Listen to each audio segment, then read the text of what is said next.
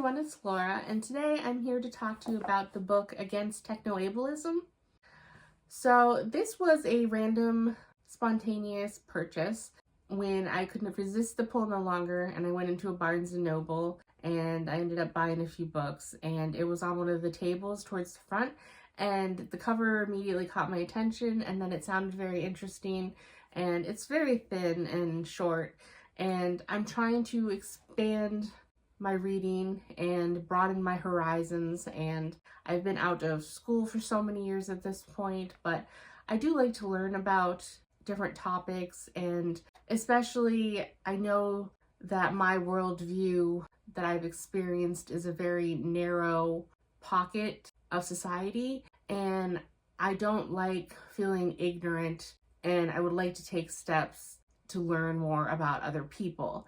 So this book is basically about how disability is kind of treated as an issue that needs to be fixed with different forms of technology, whether it's advanced prosthetics or new high-tech devices or wheelchairs or that type of thing, instead of shifting the perspective of society and realizing that if we adjust what we consider normal, that the world could be a much better place.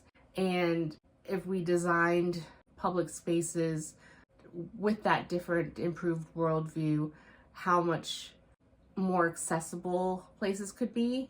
And so I ended up tabbing the book. I don't know if you can see it. There you go. I ended up tabbing the book and underlining parts because I found it very interesting, because the author of this book, she was, as far as she considered herself, pretty average, healthy 30-something-year-old when she got some form of cancer.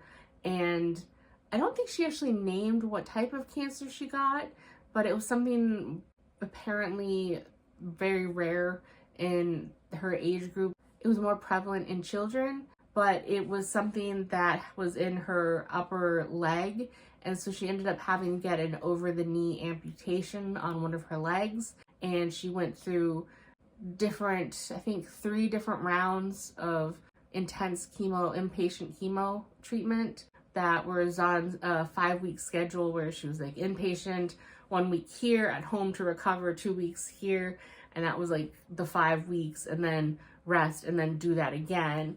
And because of the chemo, she has an after effect, kind of like people can have long COVID. She has chemo brain, which kind of makes short-term memory issues, and you can't remember when meetings are, or if you've eaten. Like, she needs to set alarms as reminders, and it just kind of fuzzies up her brain a little bit. She also has tinnitus now, so a constant ringing in her ears. Her hearing was also affected, not just the tinnitus, so she has hearing aids now. And soon after her surgery and her cancer, she also found out she had Crohn's.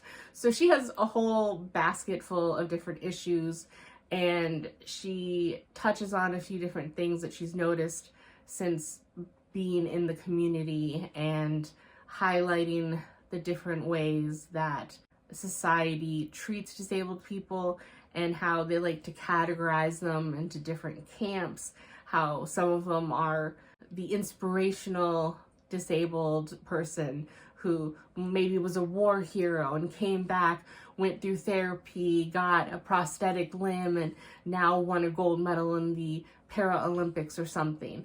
But if someone isn't that type of person, well, maybe they're kind of the moocher, who they're not making anything out of their life, and they're not trying hard enough, and they're just a drain on the system. And there's two other categories that she talks about, and I found it very interesting. And some of the things she talks about, I definitely recognize in my own life or from people on TV. And she talks about how there's very limited representation in media, especially, that despite the fact that TV shows and movies have gotten better with representation, it's usually always a white person. Rarely do you see POC disabled rep in any of these situations, and a lot of the time they don't talk about some of the more niche disabilities, and it was very interesting read, and I'm very happy I read it because I do look at different YouTube videos. She even has a chapter in here on autism, even though she doesn't have autism, and she acknowledges that she's not an expert in it, but she thinks that it goes hand in hand because a lot of the issues that the disability community faces are similar to ones faced by the autism community. And I find it interesting, and I was really happy that I read this book because I do follow different creators here on YouTube where there are some, I will try and list them below somewhere, either on the screen or in the description, because I want to be a better member of society, and I want to, if I meet someone or become an acquaintance with someone, I want to do my part in not ostracizing them or potentially noticing signs and make things easier. I don't want to force eye contact if someone is not comfortable with that, or I want to acknowledge steps to take so that I don't make things harder for someone. And I like the fact that based on this and different YouTube videos I've seen about people that they have mobility aids and stuff, seeing just how different public spaces are not conducive to living life as they live it, and how easy some of the situations could be fixed if only it was implemented by the government in public spaces. And granted, all of the situations in here and all of my perspectives are largely based in America, so I don't know about the other side of the coin where in different countries it might be so much better and the infrastructure might be better for them, or experiences, or likewise other countries could probably be even worse than America.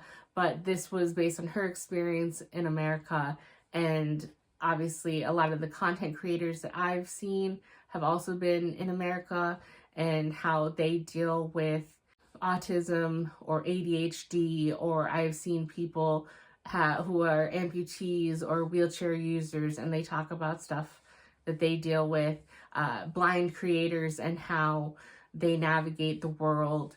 And it's just all very interesting. There are a few that are based in the UK, but predominantly what I've seen has been based in America. The one thing that I would wish is that this book was even longer, because it talks about how society could benefit from the shift in this mindset, and how with new innovations it could help the disabled community. But it never really goes on to give examples of ideas that people have of if this aspect was changed or this. I don't know if I'm coming across clearly. The book explains how we need this tectonic shift in social norms, but it doesn't go on to the what ifs or any grand visions of what the future could be and steps that we could potentially take to get there. So like I said, as someone that's not disabled, that just wants to be a better citizen, I don't really know after this book what steps I could take, other than if I meet a disabled person and I try and take what I've learned in here and utilize it in my personal life. I don't know what bigger steps I might be able to take. So I'm very happy that I read this book, and it was very interesting. I am going to keep it. I did tab and underline it, and I like how this made me think about things. And I definitely, after I read this book, I just kind of sat and thought about things for a while, and I like when a book can make me think.